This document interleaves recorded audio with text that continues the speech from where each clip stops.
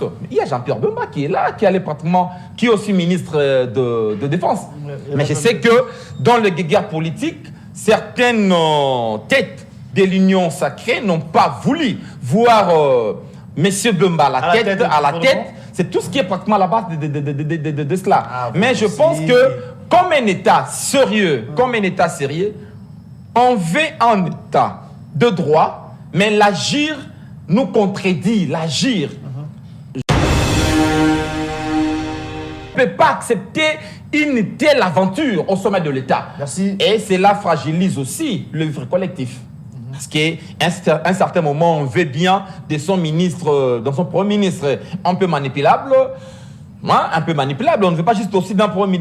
Parce qu'il n'est pas celui-ci. Vous savez, le premier ministre, dans l'esprit de notre conscience, se veut réellement un partenaire, un collaborateur du chef de l'État. Il se veut joyeux. Il se veut aussi autonome. Il avait fait une demande au niveau de la Cour qu'il y ait... La Cour a refusé. Oui, la Cour a refusé. Donc, ça veut dire que même juridiquement, même la Cour n'est pas en mesure de vous dire clairement non. La Cour a refusé parce que l'interprétation même juridique de la question a été quelque part là...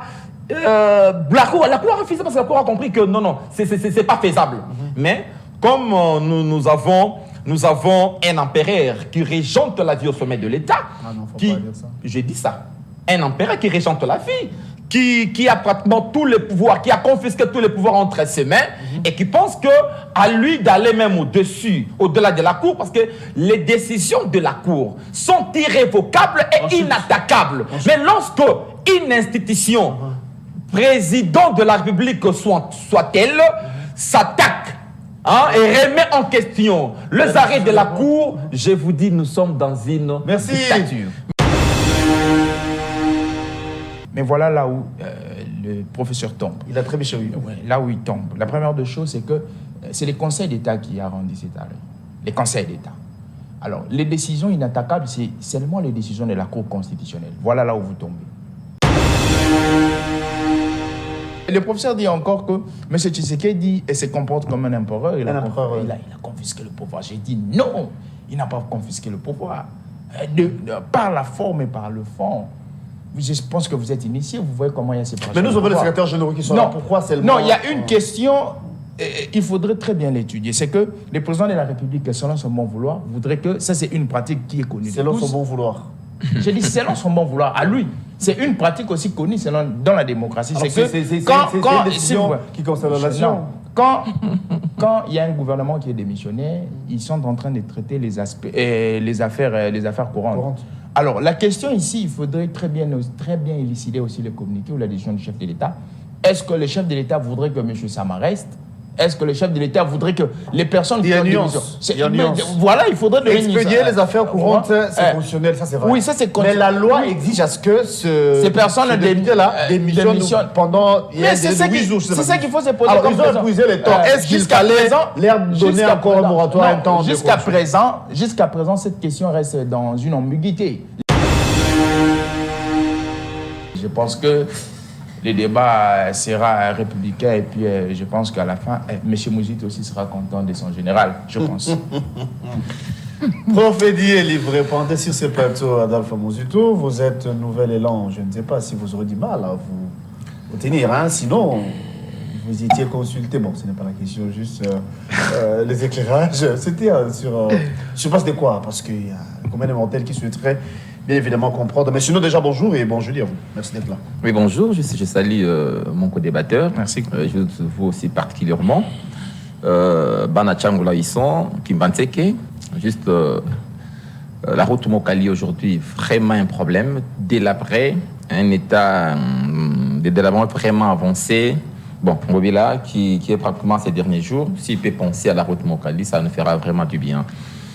Oui, je viens juste d'attendre tout à l'heure là, un discours quelque peu patrimonialiste.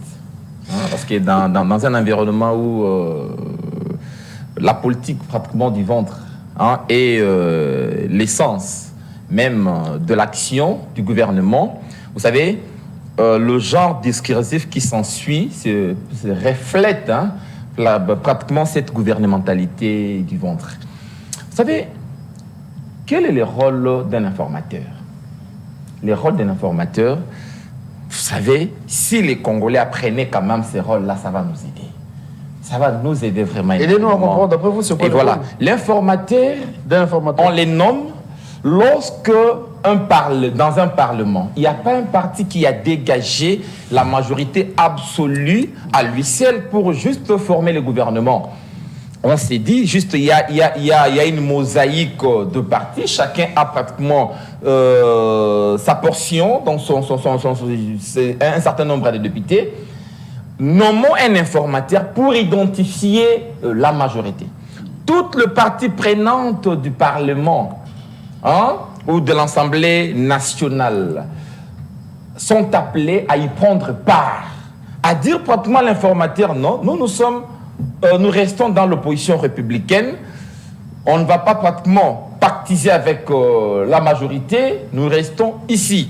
C'est que bon, d'autres viendront dire non, juste nous acceptons de faire, juste d'entrer dans la majorité. Et à la fin, dans son rapport final, il va dégager la vraie majorité. Parce qu'ailleurs, chez nous, juste les combats politiques n'étant pas pratiquement fondés sur des références idéologiques, cela entraîne vraiment des conséquences des fois fâcheuses lorsqu'il est question de dégager. Parce qu'ailleurs, on dégage directement la majorité en fonction des idéologies, des tendances idéologiques que représente un parlement. On sait déjà dire que les Verts vont composer, parce qu'ils sont de la droite, vont composer avec l'extrême ou juste les centristes droits. Il y a peut-être lieu de dire que les centristes droits peuvent facilement juste collaborer avec les centristes gauche. Donc on dégage ces tendances en fonction des idéologies. Mais chez nous, juste la politique n'étant pas pratiquement juste idéologique, il nous faut impérativement un informateur. Voilà pourquoi nous Donc en clair, vous étiez parti pour confirmer votre appartenance dans les cas de l'opposition. Nous sommes partis d'abord pour... parce que c'est pratiquement un devoir démocratique, civique et légal. Donc, étant un parti républicain, on ne pouvait que accepter l'invitation, se présenter, dire à ces messieurs et à Kabouya, Monsieur Kabouya, nous sommes là, vous n'êtes pas là pour... et enfin, vous n'êtes pas formateur.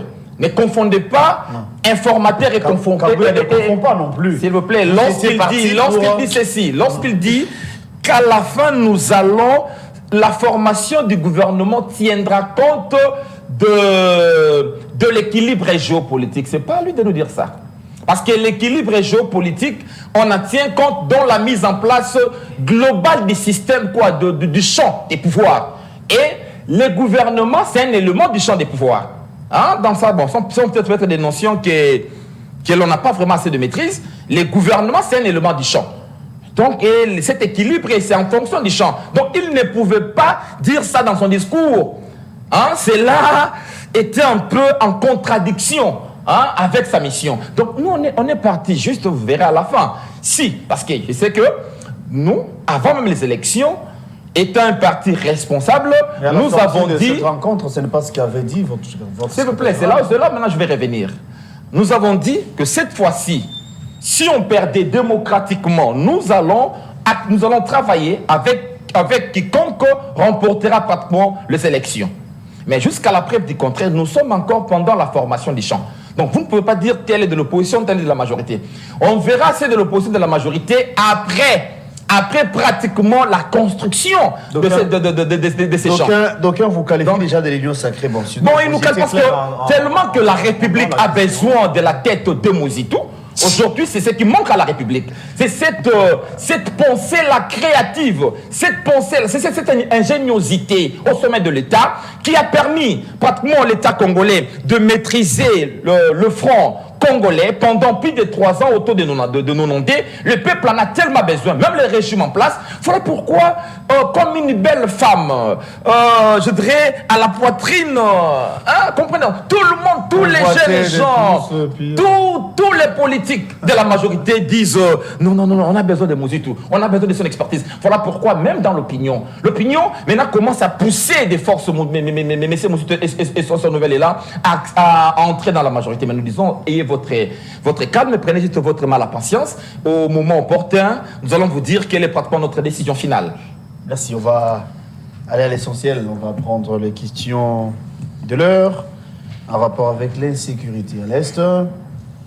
Il y a eu sommet aux États-Unis, puis je raconte, Conseil de sécurité des Nations Unies plutôt, où on vient encore de condamner les Rwandais verbalement comme d'habitude, mais sur le terrain, il n'y a rien de concret. Kinshasa maintient sa position. Et si je voulais parler de ces mini-sommets d'Addis Abeba, où Félix Tshisekedi ne veut pas entendre de l'oreille en termes de négociations entre Kinshasa et Kigali, plutôt le M23, qui à leur tour exige même la démilitarisation de l'aéroport de Goma. Mais cependant, à l'Est, ou encore la situation sur le terrain, le M23 continue de faire mal, continue à malmener la population de l'Est. Il y a des gens qui tombent, il y a des gens qui meurent. Sinon, regarde ce qui s'est passé. Joe Maele, qu'adviendra-t-il? Est-ce que cette prise de position de Kinshasa de ne pas négocier, que nous souhaitons, que nous saluons plutôt, on va tenir au point de bouter hors du territoire national l'ennemi? Merci beaucoup, cher monsieur Guélor. C'est une question très importante, la question sécuritaire. Je pense qu'avant que je puisse me poser sur la question sécuritaire, je vais rétorquer à ce que le professeur Yéli a dit. Ah, ça n'était pas révolu, ok. Non, je ne peux pas rétorquer à ça et je ne peux pas surpasser parce que c'est très important. Vous savez, les partis de M. Mouzitou, s'ils ont réussi dans quelque chose, c'est qu'ils se sont attirés des crèmes intellectuelles et qui parviennent au moins à communiquer. Vous savez, lorsque le professeur était en train de communiquer, en fait, l'épine dorsale de la question n'a pas été touchée. Regardez son style grammatical. Il nous a embelli avec les mots. Il utilise l'hyperbole pour vanter la personne de M. Mouzitou, parce que ce qu'il a fait, c'est hyperboliser sur M. Mouzitou. Mais la dernière figure de style qu'il utilise, c'est la litote. En peu de mots, il a caché la vérité. Parce qu'il n'avait pas été lucide avec le peuple congolais. Vous savez, ce n'est pas moi qui l'ai dit. La Constitution n'a pas été écrite par M. Joe Maele.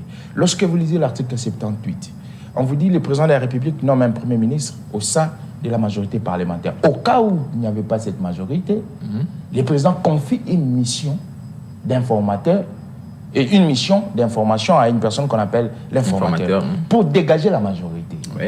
Regardez la cohérence. C'est ce que fait Kabouya. J'arrive. Regardez la cohérence de la réflexion constitutionnelle. C'est que lorsque la personne qui va consulter les familles, c'est pour dégager une majorité. Vous comprenez? Donc, les personnes qui emboîtent le pas vers Kabouya, à 65%, à 70%, ils ont déjà ces feelings-là avec la majorité. S'il vous plaît, j'ai dit à 60%. Oui, c'est pas ça. Même l'opposition peut y aller. Oui, je ne refuse pas. C'est pourquoi j'ai dit à 60%.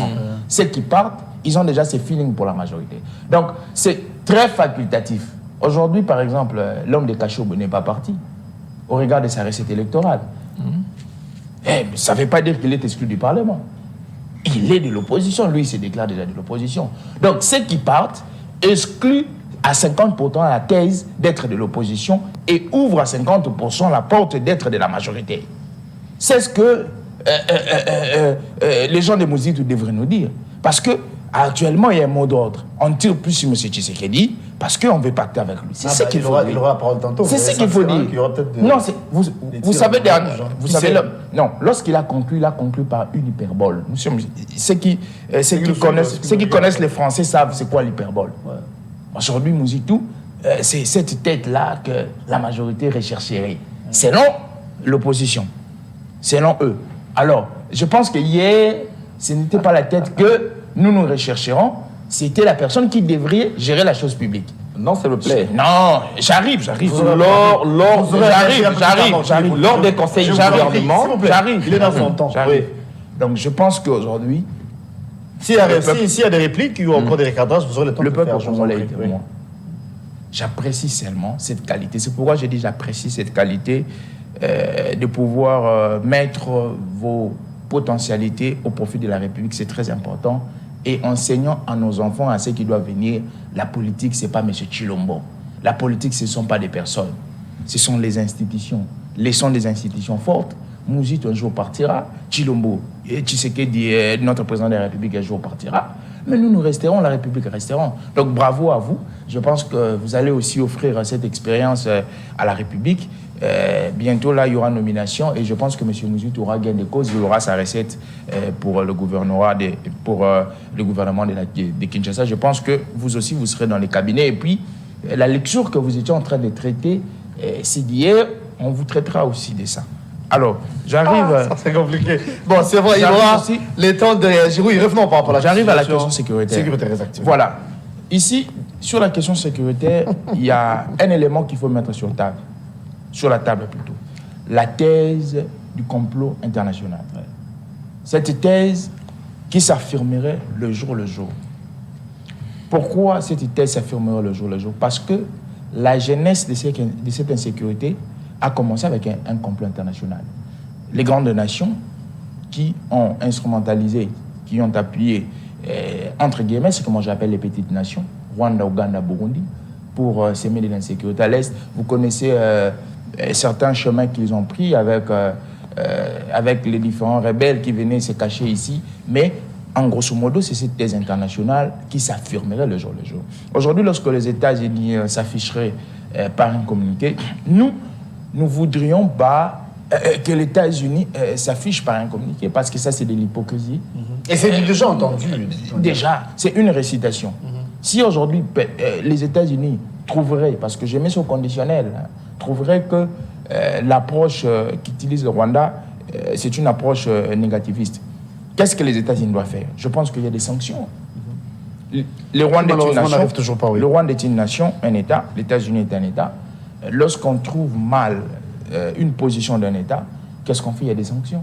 Il y a des sanctions qui doivent être sécuritaires, il y a des sanctions économiques qu'on doit infliger à cet État. Et puis n'oubliez pas, les États-Unis est parmi les 5 pays décideurs pour le monde. Ils ne décident pas seulement pour les relations bilatérales avec les États, mais ils décident aussi pour le monde. Donc cette approche ou cette posture des États-Unis, moi je ne suis pas stupéfait. Je pense que c'est déjà entendu et puis c'est de l'hypocrisie. Au contraire, j'apprécie maintenant la position de Kinshasa. Pourquoi la position de Kinshasa? Parce que Kinshasa, quand je parle de Kinshasa, je vois l'institution président de la République. Kinshasa est catégorique face à une négociation avec le M23 parce qu'on s'est dit que ceux qui nous agressent, ce sont des rebelles. Ceux qui nous agressent sont soutenus par le Rwanda. Mais comment nous, on doit négocier avec ces genres de personnes? Parce que si vous regardez l'histoire du Congo antérieurement, il y a le président Kabila qui, lui, avait cédé à ses faiblesses, la négociation avec les M23. Et ces négociations nous ont conduits par des brassages, par des mixages, par l'infiltration dans nos services de sécurité, au sein de l'armée, puis par nos services de sécurité. Parce que l'accord du 23 mars 2009 avec les CNDP ouvrait les champs au CNDP d'intégrer nos services de sécurité, l'armée, brassage et mixage. Je pense que ça, c'est une très belle option. Mais dans l'option interne, c'est une option qui est procédurale, qui continue. Cette option qui continue avec la restructuration de l'appareil sécuritaire, la restructuration de l'armée. Il y a aussi il y a un moratoire qui a été demandé, que ces moratoires soient levés sur la peine capitale.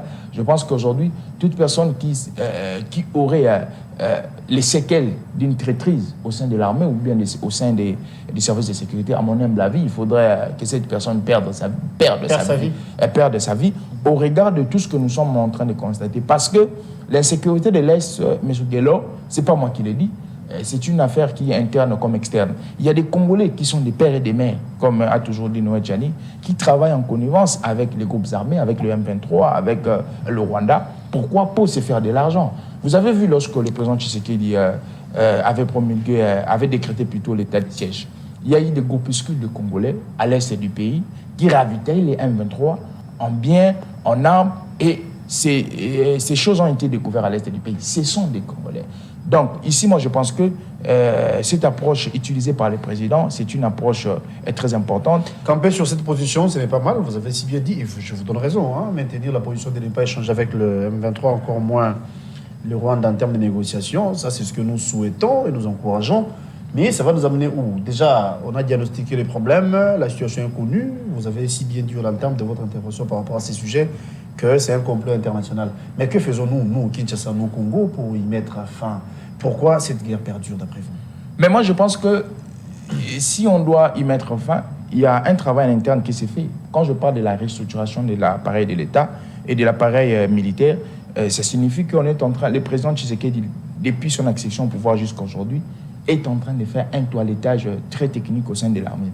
Pourquoi? Parce que si on fait un toilettage technique et qualitatif au sein de l'armée par la ressource humaine de l'armée, ça nous permettra d'avoir une armée homogène. Parce que le Congo a souffert de cet élément. Une armée homogène, ce qu'on appelle une armée républicaine. Donc toutes les personnes se battent pour la nation. Et puis il n'y a pas des éléments qui se différencient au sein de cette armée. Alors, si nous arrivons à cet état, vous allez comprendre que toutes les personnes qui vont se battre, ils vont se battre pour un seul objectif, pour éradiquer l'insécurité. Et puis, il ne faudrait pas oublier, le président Tshisekedi veut asseoir la paix à l'Est. Ce n'est pas une paix de 3 mois, de 4 mois, de 5 mois, c'est une paix qu'on veut asseoir, une paix durable. Et pour asseoir, exactement, pour asseoir cette paix durable, il faudrait, moi j'appelle toujours ça une approche méthodologique. Je pense qu'il y a certaines choses qui arrivent à l'Est là-bas, on ne souhaite pas, mais il faudrait asseoir cette paix par une approche méthodologique. C'est ce que M. Tshisekedi est en train de faire. La restructuration des services de sécurité, ça s'est fait, parce que si on arrive à avoir des services de sécurité qualitatifs, des services de sécurité aujourd'hui qui sont à la hauteur, si on arrive à avoir une armée déjà qui est en plein processus de sa restructuration, vous allez comprendre que on n'aura plus ce genre de choses, parce que l'armée congolaise sera en mesure et capable de défendre l'intégrité territoriale. Et puis il y a aussi un mal qui gangrène l'armée. Il y a un militaire qui m'a dit, c'est que il y a certains hauts cadres de l'armée qui ne facilitent pas les chefs de l'État. Lorsque on dote les militaires, que ce soit des tenues, que ce soit de la ration ou je ne sais pas quoi, ils ne sont pas bénéficiaires de ça. Et ici, je dois interpeller ceux qui vont entrer dans la nouvelle législature, que lorsque vous allez rédiger la loi, je pense que la loi budgétaire a été déjà rédigée, il faudrait une part importante pour ceux qui se battent à l'armée. $100 aujourd'hui, qui est équivalent à 270 000, amélioré par le président Tshisekedi, ça serait pas important, parce que ce sont des personnes. Aujourd'hui, la question sur la motivation, ça touche aussi le moral. Quand un militaire sait qu'il est bien motivé, il va aller mourir pour la nation. Donc la motivation aussi pose problème. La motivation pose problème. Les soldes des soldats, c'est moins de $200, alors que la motivation pose problème. Envisage aller au-delà des 21 000. Nous interpellons les hauts cadres de l'armée. Merci beaucoup. Oui, prof, vous avez suivi l'intervention de Joe Mayele. Les causes sont connues, hein. Ici nous parlons de la guerre.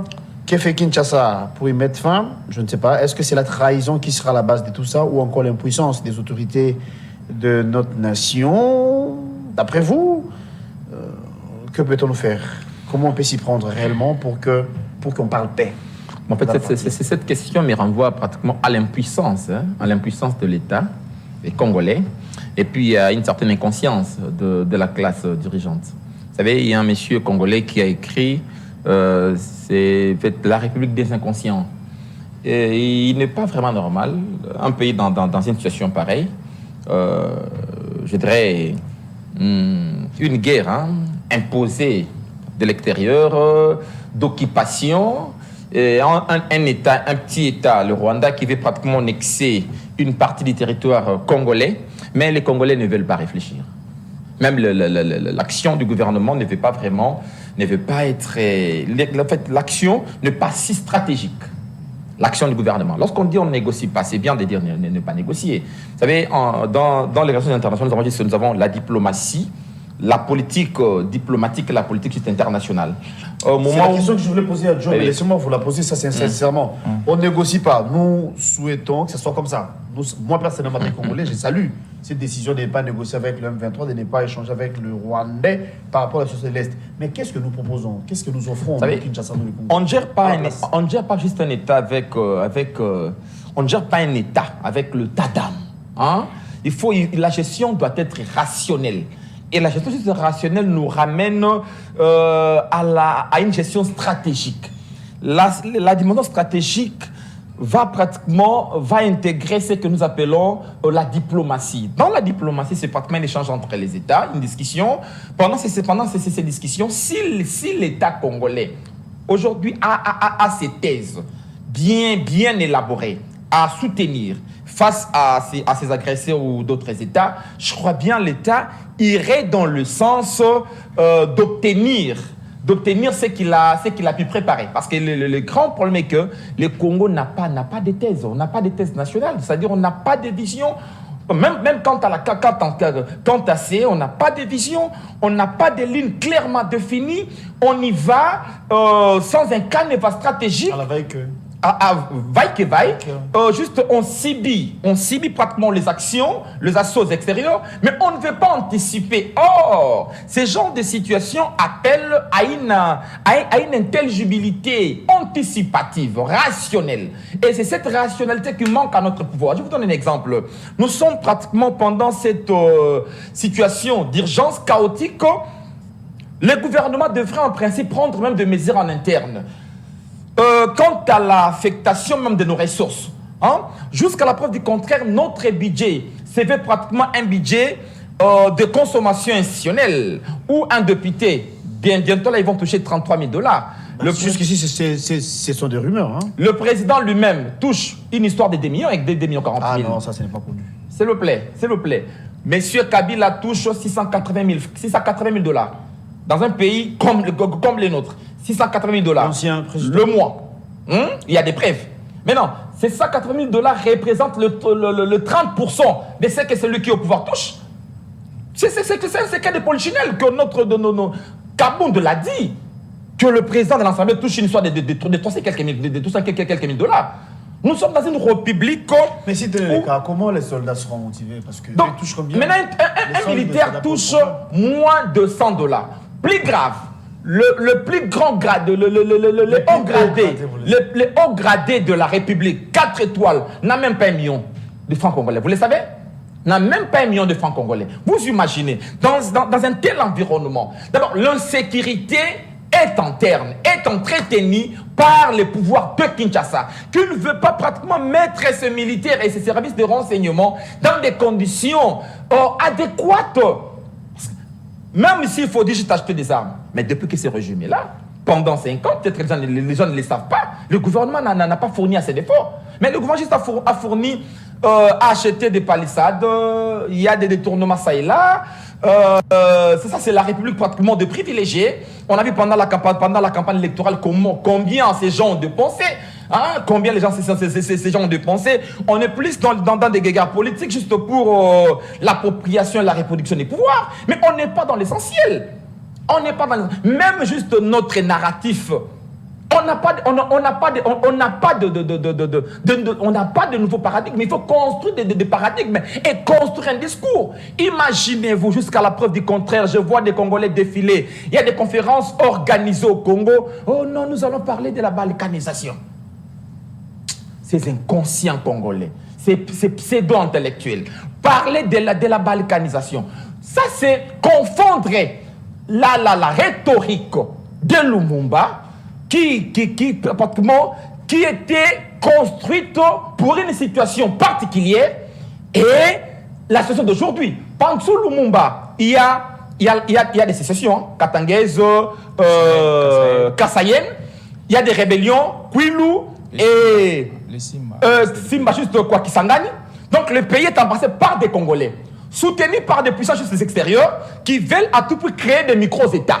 C'est ça la balkanisation. Voilà pourquoi Lumumba va s'élever pour dire que la balkanisation c'est demain. Il parle de la balkanisation par rapport au contexte de son temps. Mais aujourd'hui, c'est une armée, ou ce sont des armées étrangères qui tiennent à tout prix à annexer une partie de notre territoire. Ça, c'est de l'annexion. C'est pas de la balkanisation, Congolais, chers Congolais. Et vous organisez même des conférences. Soyons réfléchis. En fait, les lexiques politistes... Donc, les contextes diffèrent carrément. Les contextes diffèrent carrément. Moi, j'ai dit aux Congolais, changeons juste de narratif. J'ai aimé Mouyaya. Quand il a parlé du changement des narratifs, il revient maintenant à nous, scientifiques, de lui proposer une gamme pratiquement rhétorique pouvant lui permettre d'enrichir pratiquement c'est la rhétorique du gouvernement. Mais nous, on pavane en disant Balkan. C'est quoi la balkanisation? Voyez d'abord, nous sommes juste je suis un peu dans l'appareil cognitif congolais, comment les Congolais réfléchissent. Maintenant, au niveau du gouvernement, quelles sont deux mesures phares prises par les gouvernements pour pouvoir accompagner son armée, pour pouvoir rénover sa diplomatie, parce que aujourd'hui, nous sommes à l'heure du remaniement géostratégique. Hier, le monde était bipolaire, avec deux têtes. Aujourd'hui, le monde est multipolaire. Mais cette multipolarité se veut aussi bipolaire, parce qu'il y a des blocs qui se dégagent. Il y a le bloc occidental et le BRICS. Dans ces blocs-là, de l'autre côté, il y a la Chine et les États-Unis. Les Congo et la centralité, là où se joue juste pratiquement la réserve stratégique. Là où il y a plus d'intérêt. Là où chaque puissance qui veut juste dominer l'autre est censée puiser ses ressources stratégiques. Donc les Congolais pratiquement l'enjeu stratégique de cette guerre, de ces puissances. Chacun peut y mettre sa main là-dessus. Pourquoi? Nous sommes pendant la révolution de l'information. À l'ère de l'information, il y a deux matières qui président pratiquement au sort industriel. Coltan, cobalt avec les voitures électriques. Donc ces États-là tiennent à tout prix à mettre la main dedans. Maintenant, nous, on parle de partenaires traditionnels. Il est temps de mettre en place de nouveaux partenariats. On tient compte pratiquement de nos objectifs. Il faut se fixer des objectifs. Je suis juste en face de moi, Joe Mayele, que j'estime Mayele. Mais à un certain moment, moi, j'aimerais que nous quittions un peu ces carcans où on nous a pratiquement, ces conditionnements, où on nous a pratiquement mis à réfléchir tenant compte des intérêts des autres. Mettons en exergue nos intérêts. Mettons en exergue nos intérêts. Parce que le Congo, j'aime un peu le patriote malien. Ce gars-là, je l'apprécie beaucoup. Il arrive au pouvoir. Vous savez, il dit aux députés, plus question, pendant cette période de crise, vous allez toucher vos primes de session, plus question des émoluments. Vous savez, en Chine, les députés ne sont pas payés. On recrute des ingénieurs, professeurs d'université, autres avocats. Vous venez vous prester, vous partez. Ils ne sont pas payés. Mais au Congo, un pays pauvre, qui était hier même très endetté, qui présente tous les signaux négatifs, qui s'inscrit dans une orbite du sous-développement endémique. Mais on vous dit, ici, les députés congolais touchent plus le président, plus que le président français. C'est inacceptable. L'action gouvernementale n'est pas clairement définie. J'ai aimé la loi de programmation militaire que Félix Tshisekedi a fait juste, le gouvernement a fait passer au Parlement. Mais il faut l'appliquer. Parce que, disons la vérité, parmi les avancées, moi je dirais pendant ces régimes, j'ai aimé la programmation militaire, la loi de programmation militaire. Mais il faut juste la faire accompagner de mesures drastiques. Au besoin, tous devons juste contribuer à l'effort de guerre. Recruter, former, et puis, pour chiter, ici nous avons aujourd'hui des Français qui forment notre armée. J'ai aimé quand vous avez dit qu'il faut faire la part des choses en termes de concepts ou encore d'appellations. Vous avez parlé de balkanisation et de l'annexion. Je pense qu'on va peut-être organiser une émission où on va axer les débats sur ça. Je pense que c'est très important, peut-être pas vu le temps. On n'aura peut-être pas le temps de... Parce que c'est très important, à mon avis, c'est très important. Il faut éclairer la lanterne de ceux-là qui nous suivent. Mais dis-moi, Joe, je me reviens. Quelle réponse réserve Kinshasa par rapport à la situation actuelle? Vous avez suivi l'intervention du professeur. Nous avons l'intérêt de protéger ce qui nous revient des droits en termes de richesse. Mais au regard de tout ce que nous voyons, au regard de tout ce que nous faisons, on avait... en fait, il y a eu dénonciation l'autre fois. On avait dénoncé et nous allons continuer à dénoncer. Mais qu'est-ce que nous offrons? Qu'est-ce que nous donnons en retour comme réponse? Les Rwandais nous attaquent, oui. On a parlé de ça dans tous les salons du monde. Les Rwandais nous agressent, oui. Nous avons dénoncé déjà. Nous avons les éléments prouvant à suffisance que Kagame serait à la base de tout ce qui se passe. Mais qu'est-ce que Kinshasa réserve en termes de répliques? Pourquoi on n'arrive pas à réagir? C'est ça peut-être le plus grand problème ou encore la plus grande question? Le plus grand problème, je pense que le professeur Yeli l'a touché. C'est un problème géopolitique je pense que c'est très important. Ceux qui sont à la maison doivent le comprendre. Aujourd'hui, quand on parle de la géopolitique, on voit les enjeux. Et le Congo est le centre des enjeux de tout le monde. Que ce soit au niveau environnemental, que ce soit au niveau technologique, que ce soit dans tous les niveaux, économiques, partout. Alors, il y a une bataille qui se passe autour du Congo. Parce que le Congo, pour que le monde... Prenons le monde comme un puzzle, et le Congo, c'est une pièce très importante pour ces puzzles. Pièce majeure. Oui, pièce majeure pour ces puzzles. Alors, je pense qu'aujourd'hui, si le Congo s'orientait sous une certaine alliance, entre guillemets, si par exemple nous tournons vers le communisme qui est sous cachet, qui est représenté aujourd'hui par la Chine, la Russie et le Corée, vous allez comprendre que les blocs capitalistes sous cachés par les États-Unis vont alimenter, parce qu'à l'époque, lorsqu'il y a eu, au XXe siècle, lorsqu'il y a eu bipolarité, les États ne s'affrontaient pas entre eux. Ils cherchaient les petits États plutôt pour financer, pour s'affronter Iran, Irak, au Golfe là-bas. C'est comme ça que les choses s'est passées. Pour l'Angola. Oui, l'Angola, pour éviter la crise de la Deuxième Guerre mondiale. Alors je pense que c'est cette même philosophie qui reprend. Vous savez, en sociologie, on dit ceci. Il y a un principe sociologique qui dit que les faits sociaux sont des faits répétitifs et historiques. Donc je pense que de la même manière, ça s'est passé au XXe siècle, de la même manière, ça se passerait aujourd'hui. Parce que les États-Unis, entre guillemets, qui est tenant... Apparemment, vous philosophez trop. C'est vrai. Non, très bien. non. Mais du concret, que peut-on nous faire? Vous savez, encore quelles sont les directions que nous devons prendre pour éviter que cela arrive? Oui. Non, c'est pas quelque chose de trop philosophé. C'est une analyse, ce sont des analyses politiques. Et lorsqu'on analyse, on doit décortiquer la matière pour faire comprendre au commun des mortels. Aujourd'hui, on veut dire que Tshisekedi est impuissant, est incapable. Mais Tshisekedi n'est pas incapable. Tshisekedi se bat, pas seulement face au Rwanda. Parce que si nous partons dans une logique normale, RDC-Rwanda, il n'y a pas match.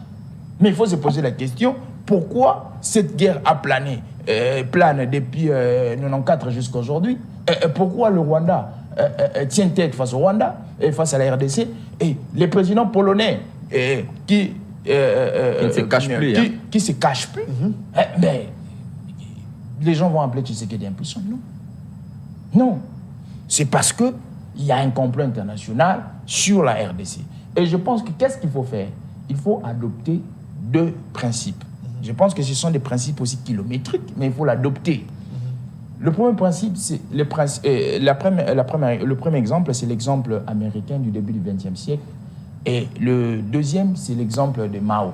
Qu'est-ce qu'il faut faire? Vous savez, 19e siècle, nous terminons pour embrasser le 20e siècle. La Grande-Bretagne planait sur le monde. Les États-Unis n'étaient absolument rien. Mais il y a un amiral américain, Alfred Mao, qui a réfléchi. Il dit que nous ne sommes pas forts. On n'attaque pas la Grande-Bretagne. Mais qu'est-ce qu'on fait? Copions seulement ce que fait la Grande-Bretagne. Construisons une force navale, une force aérienne et formons nos militaires ici. Comme ça, lorsque nous aurons une force aérienne forte, une force navale, une force terrestre, ça va nous permettre de se battre.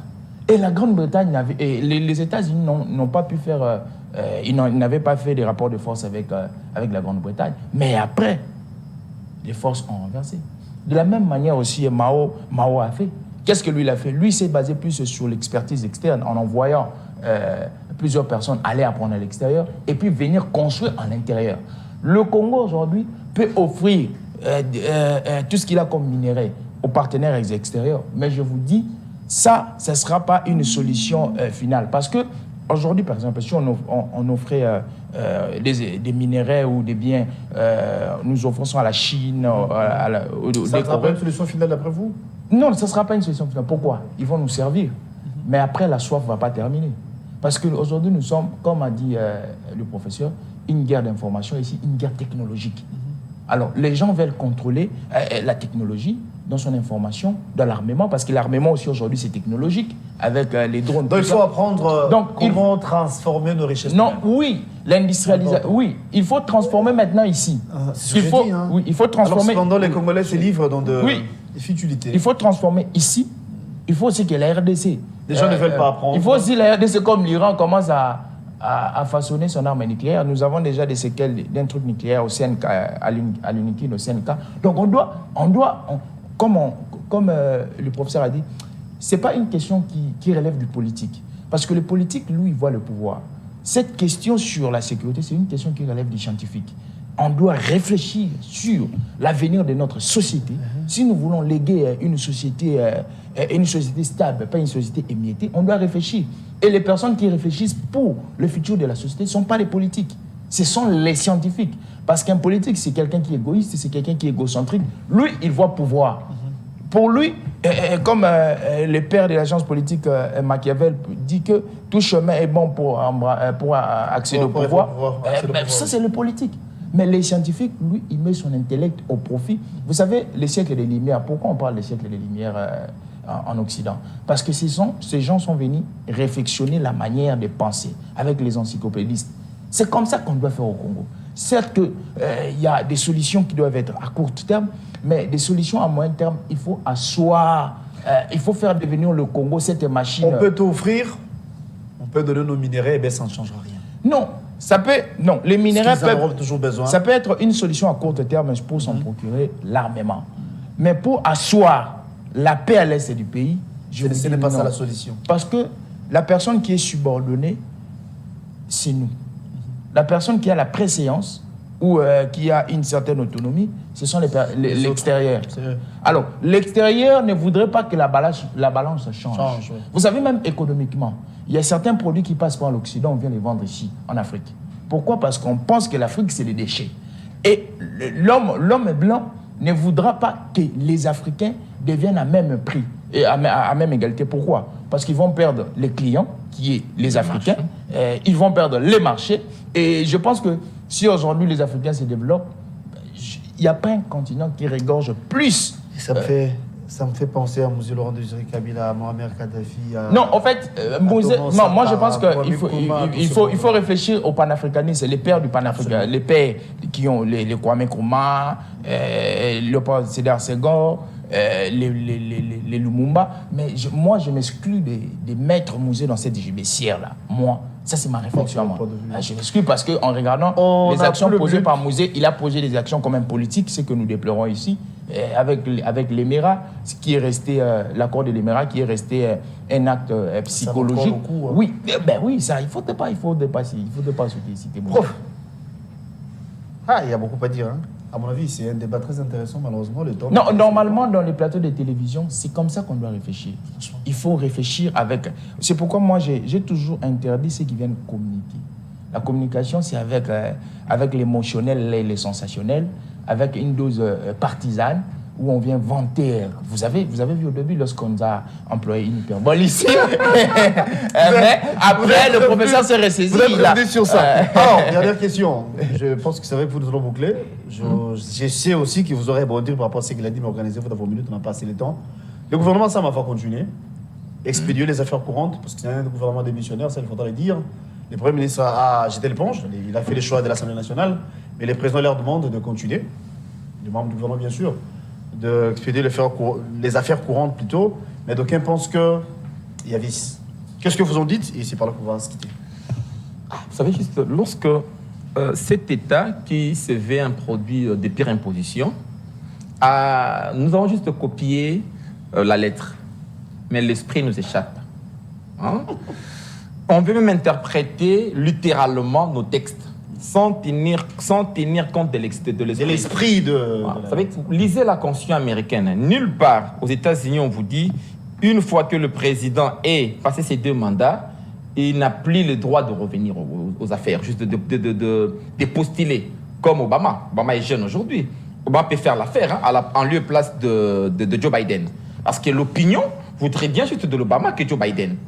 Mais comme l'esprit ne veut plus de ce messier-là, Obama, il va rester juste en dehors des affaires. Chez nous, je ne sais pas, du juridisme, c'est qui est fait aujourd'hui. La démocratie, de par son essence, nous renvoie pratiquement à la séparation des pouvoirs. D'abord, juste au contrepoids. Les contrepoids, c'est juste plusieurs pouvoirs qui se superposent et qui sont séparés, qui agissent de manière séparée, de manière à permettre qu'il y ait équilibre dans la gestion de l'État. Vous dites, ils sont parlementaires au même moment membres du gouvernement. Quelle confusion. Quelle confusion. Mais tout en spécifiant qu'ils ne vont pas poser des actes, c'est pratiquement non. Depuis la nuit des temps, l'esprit, je ne vais pas juste entrer dans le droit, mais l'esprit, hein, l'esprit, c'est la science politique qui est pratiquement la science créatrice. La décision a été soutenue ou encore argumentée dans le sens où le chef de l'État, bon, c'est les communiqués qui a été signé par son directeur de cabinet pour dire que, vu les conditions actuelles, la situation de l'Est, le chef de l'État désire ou encore souhaite que le membre du gouvernement continue à expédier les affaires courantes. Vous savez, pourquoi on a une administration? Non, juste des secrétaires généraux, des gens qui ont peut-être la maîtrise technique, qui ont plus de technicité que le ministre. Parce que c'est un monsieur qui a passé toute sa vie au sein de ces ministères-là, qui pratiquement analyse nuit et jour des questions irrélatives, qui peut-être qui sont réellement des sources d'inspiration, hein, de ce ministre.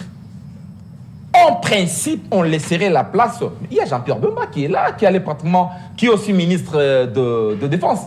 Mais je sais que dans le guerre politique, certaines têtes de l'Union sacrée n'ont pas voulu voir M. Bemba à la tête. C'est tout ce qui est pratiquement à la base de cela. Ah, mais je pense que comme un État sérieux, on veut un État de droit, mais l'agir nous contredit, l'agir.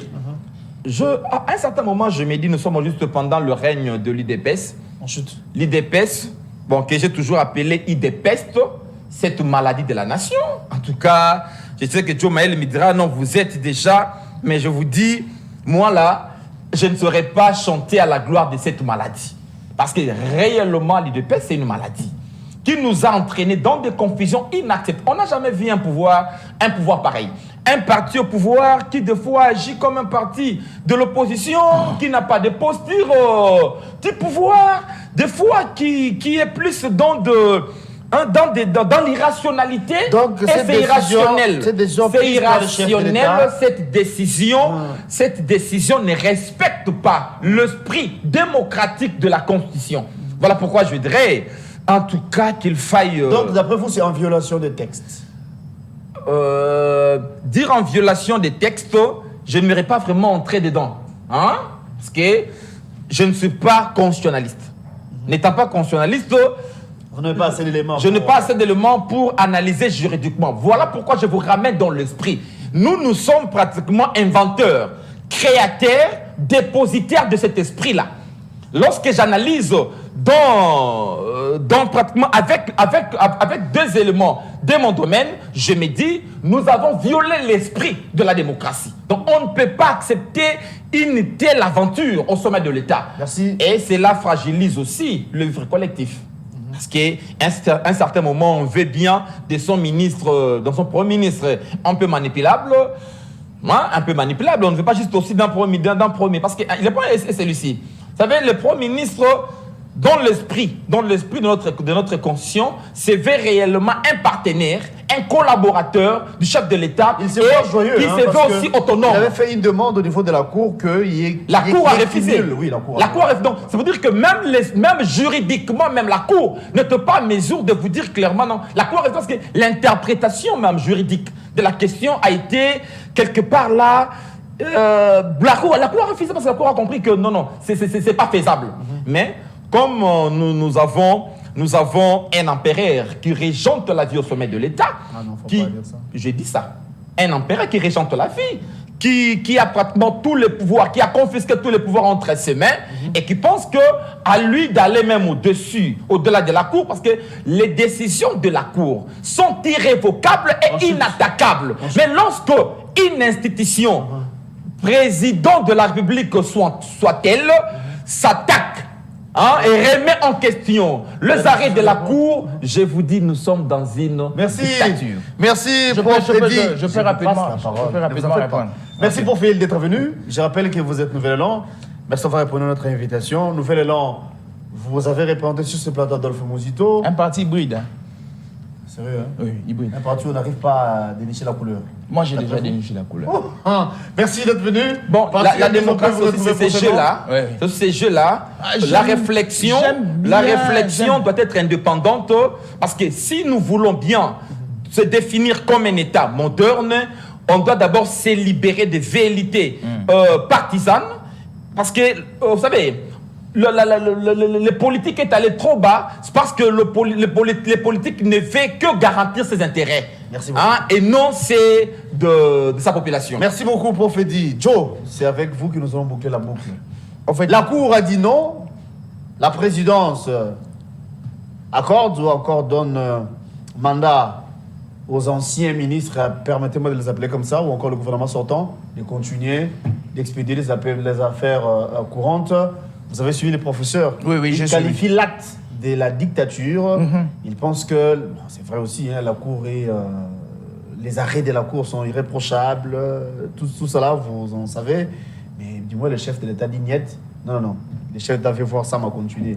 Ne voyez-vous pas qu'il y a de quoi se poser des questions. C'est par là qu'on va se quitter. au fait, moi, je vais dire à toutes les personnes qui nous suivent à télé, ne soyez pas fascinés par le lexique politique utilisé par Mais il a donné le fait, hein. Non, je comprends le lexique politique. Parce que vous savez, à un moment, lorsqu'on veut endormir ceux qui sont à la maison, toutes les personnes qui nous suivent. Il a bien parfois, argumenté quand on ses est- pensées, oui, Parfois, ses quand on idées, est soit. initié, je comprends cette démarche utilisée avec beaucoup de lexique. Mais voilà là où le professeur tombe. Il a très bien chéri. Ouais, là où il tombe. La première des choses, c'est que c'est le Conseil d'État qui a rendu cet arrêt. Les conseils d'État. Alors, les décisions inattaquables, c'est seulement les décisions de la Cour constitutionnelle. Voilà là où vous tombez. Là où quand la Cour... Non, moi je parle plus de l'esprit. Parce que Non, vous avez non, pas- non, vous parlez plus de l'esprit. Moi, de l'esprit. j'arrive. Même le Conseil d'État, Oui, j'arrive. c'est un pouvoir. J'arrive. C'est le pouvoir Je qui est ne refuse indépendant. pas. C'est le Je pouvoir ne refuse judiciaire. pas. Je ne C'est le refuse pouvoir pas. judiciaire d'abord. C'est le Même si pouvoir- c'est le conseil. Oh, mais laissez-moi Le pouvoir est terminer. indépendant. Laissez-moi Non, on terminer. parle avec lui de Laissez-moi avec ce terminer. régime. Non, Et que laissez-moi il terminer. va même biaiser. Non, Biaiser la on ne lecture. va pas biaiser. D'accord, merci. On ne va pas Il biaiser. n'a pas assez de temps, je Non, pense. on ne va pas Oui. biaiser. En fait, moi, je Surtout m'attaque. que c'est la chute, on a Je m'attaque par rapport à votre phrase. Quand vous dites que la décision de la Cour, c'est quelle Cour qui a rendu l'arrêt? Moi, je ne suis pas C'est ça la Cour C'est ou le Conseil d'État. C'est Donc, le Conseil. c'est un Ah, s'il pouvoir vous plaît. judiciaire. Je C'est ne le refuse pouvoir pas. autonome. Je ne refuse pas. Je ne refuse pas. Je comprends. Mais il faudrait vous ressaisir les décisions qui sont inattaquables à la justice. C'est celle de la C'est Cour. la Cour constitutionnelle. Il faudrait vous ressaisir. Mais le pouvoir, s'il il est- vous plaît, ne peut pas aussi marcher professeur, sur les professeur, décisions judiciaires. professeur. D'accord, qu'il chute. Il y a un mais monsieur c'est qui ça, vient de c'est ça. m'appeler là, c'est l'un de vos étudiants, il vous suit. Non, mais mon étudiant, Il mon vous suit. étudiant, S'il je vous suis plaît. parmi les meilleurs de la Il vous République, suit. monsieur. Il vous suit pourquoi Et Il ne sait pas que vous êtes. Il ne sait pas que vous êtes Nos dérangeant comme ça. corps, oui. Non, Il vous suit. évolue. J'ai Il fait vous suit. étudiant aussi. Oui, il vous suit. Il Un ne sait bon pas dérangeur. que vous êtes dérangeant Attendez, comme ça. prof, la tolérance. S'il vous plaît, pas Le de but, tolérance. c'est l'aider. Parce qu'il oui, veut on a- il veut- Non, il veut c'est un problème. trahir le Je peuple. ne viens rien trahir. Qu'il Je ne chute, viens rien vraiment. trahir. Ils vous Oui. suivent là, ils ont mis une télé d'ailleurs en train de vous suivre là. Oui. Hein. Maître dit, le professeur dit encore que M. Tshisekedi se comporte comme un empereur. Il a confisqué le pouvoir. J'ai dit non, il n'a pas confisqué le pouvoir. Par la forme et par le fond. Je pense que vous êtes initié, vous voyez comment il y a ces Mais nous avons les secrétaires généraux qui sont là. Pourquoi seulement Non, il y a une question, il faudrait très bien l'étudier. C'est que le président de la République, selon son bon vouloir, voudrait que, ça c'est une pratique qui est connue de Selon tous. son bon vouloir. J'ai dit selon son bon vouloir, à lui. C'est une pratique aussi connue dans la démocratie. Alors, C'est que c'est une s'il décision vous plaît. qui concerne la nation. Non. Quand il y a un gouvernement qui est démissionnaire, ils sont en train de traiter les affaires courantes. Alors, la question ici, il faudrait très bien élucider aussi le communiqué ou la décision du chef de l'État. Est-ce que le chef de l'État voudrait que M. Sama reste? Est-ce que le chef de l'État voudrait que les personnes Il y a une qui ont nuance. démission- Il y a une nuance. Voilà, il faudrait donner une Expédier nuance. les affaires courantes, c'est Eh, constitutionnel, ça c'est vrai. Oui, ça c'est Mais constitutionnel. la loi Oui. exige à ce que ces personnes députés-là démissionnent pendant Mais c'est ça 8 jours. je sais c'est pas. ça qu'il faut se poser Alors, comme ils ont question. épuisé les temps. Est-ce qu'il Jusqu'à fallait présent, leur donner encore un moratoire, un temps de Jusqu'à construction? présent, cette question reste dans une ambiguïté. Les chefs de l'État n'ont pas cité nommément les personnes. Ambiguïté, hein? Oui, exactement. Dans une ambiguïté, les chefs d'État n'ont pas cité. L'élection doit être Les chefs, non, les chefs de l'État. On parle de ce gouvernement, Les chefs d'État continuer. parlent du gouvernement. Mais dans ce gouvernement, il y a des personnes qui ont démissionné. Entre autres, il y a M. Kamer qui a démissionné, qui a choisi partir au Ils vont rentrer. Parlement. Ben, Non, je crois qu'ils vont rentrer. Non, ça dépend. Non, ça dépend. Non, ça dépend. Ça dépend. Cher ami, Non, soyez rationnel. le chef de l'État ne va pas. Le chef de l'État. Simplement parce qu'il sait que les délais le chef de l'État. Il y a M. Pius aussi qui a démissionné. Le chef de l'État ne va pas imposer. Non, il n'y a pas que eux. Il y a aussi l'IAO et tout ça. Mais seulement, sachant que la procédure elle est respectée. C'est qu'il dit on démissionne pour confirmer au niveau de l'Assemblée. Là maintenant, le Premier ministre lui-même a jeté l'épaule, c'est qu'il dit tous les membres sont démissionnaires. Enfin, tous les membres étaient démissionnaires, comme vous avez dit. Le chef de l'État. Mais quand le chef de l'État leur donne encore les quitus ou encore les tous les membres, continuer, tous les membres sont c'est qu'il dit, moi qui avais démissionné hier, je dois revenir. Non, le chef de l'État n'impose. Régente de la vie politique. Non, le chef de l'État, s'il vous plaît, le chef de l'État ne va pas imposer à celui qui est député de pouvoir opérer, soit au Parlement, soit au gouvernement. C'est son choix à faire. Non, c'est son choix à faire. Donc je pense que cette question reste une question pendante. Pour moi, ça n'a pas été bien défini parce que... Non, mais oui. Vous avez si bien dit, attendez, vous avez dit que c'est le choix à faire. Sama a fait son choix d'aller à l'Assemblée nationale. Exactement. Mais on le demande plutôt de continuer à travailler. Non, on ne demande pas à Sama, on demande au gouvernement. On n'a pas demandé à Sama. Quand je dis Sama, qui répond au gouvernement, on demande à mais voyons voir dans les jours. Ça veut dire peut-être il va aller siéger au Parlement ou soit il continue. Il va d'après l'esprit continue. D'après l'esprit de ce côté. Non, le professeur a dit d'après l'esprit. Oui, voyons voir la praticabilité. Vous parlez de l'esprit, moi je parle de la praticabilité. Merci beaucoup, cher ami, d'être venu. Merci beaucoup. C'est la fin de l'émission. On a débordé de quelques minutes, toutes les excuses. On va vous retrouver demain à la même heure avec le même plaisir pour un nouveau numéro à mes invités. Merci beaucoup. Merci pour la disponibilité. Merci pour le débat. Sincèrement, j'ai apprécié. Par partie remise, je souhaiterais qu'on puisse revenir pour parler de ce que vous avez dit l'annexion avec l'annexion et la balkanisation. Oui, très important. Franchement. Alors, merci à la réalisation de Pamphile Makanda. Merci Tonton et Bongo. Merci.